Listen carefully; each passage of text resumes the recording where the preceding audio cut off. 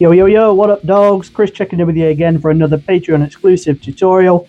Today I'm going to show you how I paint my Solar Auxilia for Legions Imperialis. That's inspired purely by the 28mm paint scheme. You can use this video to get the gist of how both are painted, but the important thing to realize in this video is we're going to talk about how to scale a 28mm paint job to a 12mm around that region paint job. So the colors might be identical, but the approach and how we go about it is going to be different. Either way, I hope you really enjoyed this video. I love this scheme. I love Legions Imperialis. The older I get, the more I enjoy painting at a smaller scale.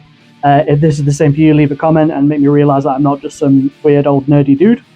I think that's a given, to be fair. I love this scheme. I love the insinuation it gives of city fighting, dust, ash, waste, rubble. The Solar Auxilia specialise in close quarters fighting, fighting in toxic, hazardous environments. So I really want to get that across in this scheme, and I'm really happy with the result it came out. So let's get painting. Take that 28mm Solar Auxilia Las Rifleman, you're dead. So here are my Las Rifle section. This is the first time I've tried painting Solar Auxilia or any Legions Imperialis on the base. I'm going to give it a go because I bought these second hand and I don't want to take them off and stick them on a stick and blah, blah, blah, blah, blah. So the inspiration is my 28mm guy here. I'm going to use almost identical paint to how I painted him. I'll list those as I go. So let's get started. So when painting Legions Imperialis infantry, start with your predominant colour first. In this case, it's Ashen Stone, which is a speed paint. Almost all the paints we're using today are contrast and speed paints. If you're new to my channel, you'll not know that I adore these paints. I use them wherever possible. I think they're an essential tool in getting stuff done quickly to a good standard. So using my orange brush, check out orangebrushes.com. They are the tits. I'll be applying this all over the infantry, not being relatively neat. Try and keep it off the base, but don't stress if you get it on there. Yeah, this is an all-over coat of Ashen Stone. The important thing is not to let this pour. Don't let it get in big, gloppy, horrible puddles around the feet of your miniature. There's gaps between the legs, so you don't want it falling in there and forming a film. What I tend to do is I'll apply this all over, I'll soak up the neatness with my sponge, and if I think there's any left, I'll blow them a little kiss from a distance, just blow a little bit of air out the models, which should hopefully get all the paint out of those little air pockets.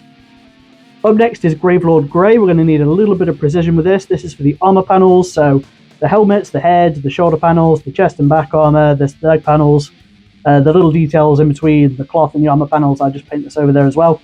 We need to compromise the precision and the finish of a 28mm scheme on these guys. So when painting at this scheme, at this scale, all you need to do is get the colors to be synonymous and identifiable. That translate over. And if you need to change anything, up it, make it brighter. So the easier way to do this is, what's the brightest color on my 28mm model? It's the white helmet, the eyes, and the silver on the gun, or the gold on the gun. So those are going to be the areas where I push on these little 12mm dudes. So I will use the Ashen Stone, I'll use the Gravelord Grey, I'll up the white on the helmet and do a broader area, working with the details we've got on these sculptor models, they are tiny. I'll then push the orange on the lenses and make that really stand out, and then using bright silvers and golds, those little accents on the las rifles just to make it push. So otherwise, everything else, the fatigues, the armor, the boots, even the base to a degree, you can really fly through and just get those initial colors down to make them identifiable. We're going to invest the time when we need to in the brighter focal points of our minis.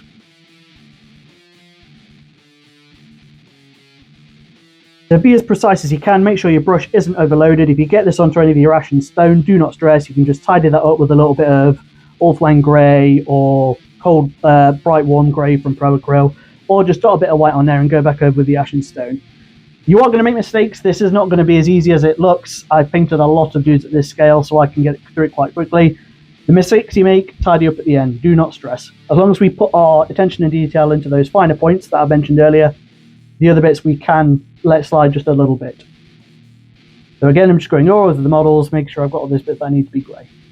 Up next is Black Legion. We're going to apply this to our boots and our las rifles. Now, we don't want to get this on our grey because it'll be a bit of a sod to tidy up. So again, the las rifles are dead easy, they're quite prominent and stick out, so just one on one side, flip the model over, one on the other side. The boots you need to be a little bit more precise about. Again, try not to get it on the base, but if you do not stress, we are going to paint that later. So again, focusing this on the las rifles and the boots of our dudas. The other important thing to remember when painting at this scale is when you're playing a game, there's going to be 20, 30, 40 plus of these bases on the table. it's going to look fantastic regardless of the amount of finesse and delicacy you put into these. So keep that in mind. We're working with a scale that's a lot smaller than conventional 28mm. Make mistakes, don't worry about it. If someone picks up your model and goes, oh, there's a little bit of black on that trousers, tell them to put your model and go outside and touch some grass or milk a cow or something. Vol Titanium White, the OG, the finesse of white paint. So I'm going to paint this as neat as I can over the faceplates on the helmet. If I get a little bit on the upper part of the helmet, oh well. If I get a little bit on either side where I don't want it around the faceplate, oh well. Again, this is just a spot color to make my force synchronize and coexist in harmony with my 28mm guys. So you can quite clearly see the borrowed inspiration. Right, now we need to be really brave. Nuclear Sunrise from Army Paint Speed Paint. This is for our eye lenses. So I'm just going to do little stripes or little dots across the two eye lenses or visors, depending on what infantry you're painting, being as neat as I can. If we overspill and get this on the white where we don't want it, absolutely fine. Our white's still going to be wet.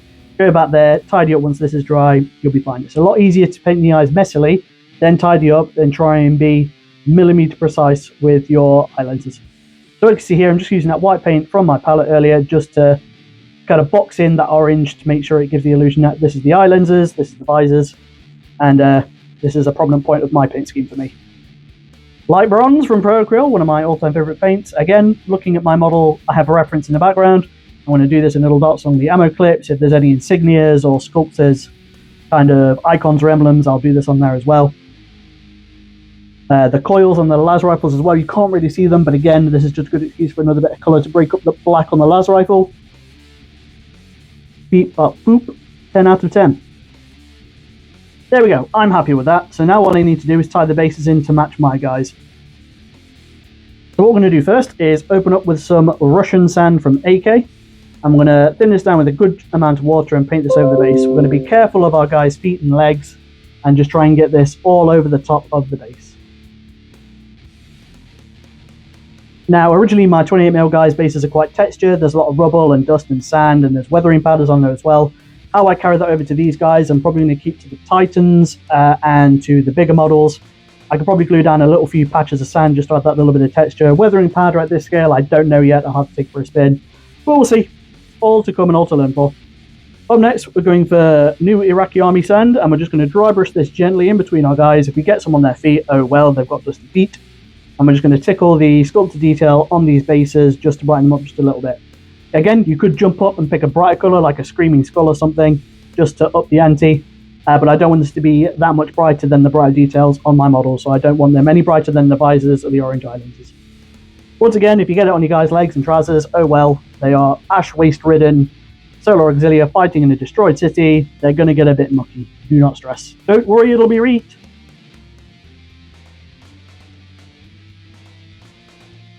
And again, this will pick up any bits of sand or dust or rubble you've got on your bases beautifully.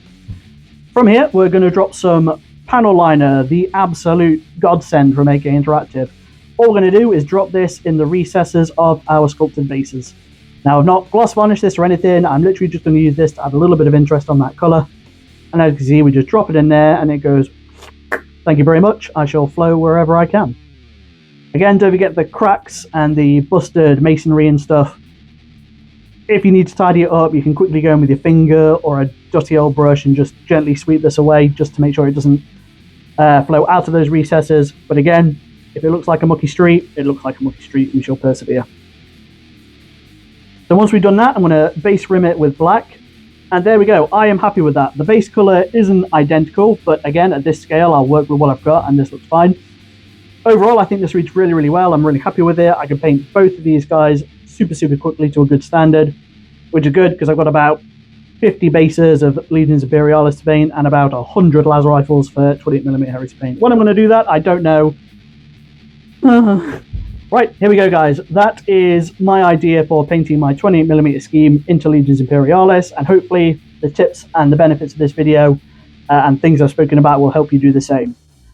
If you enjoyed this, leave a comment and a like and all that cringy social media nonsense. If you'd like to see me paint anything else at this scale or a different system, drop me a message, let me know. This Patreon is for you guys to benefit as much as I can offer you. The more you ask of me, the more I'm able to help to the best of my abilities I can do. Thank you very much for watching. Keep kicking ass. And if you'd like to see me do a full painting tutorial on the 28mm guy, again, the scheme and the paints are identical, but I appreciate seeing it and executing it going to be different. I do need to get some transfers for him, but I'm going to look at that a little bit closer to when I get around to this project. Thank you for watching. Keep kicking ass. That £3 a month goes a long, long way in helping me do this more often to a higher standard. So all your support is hugely appreciated. Peace.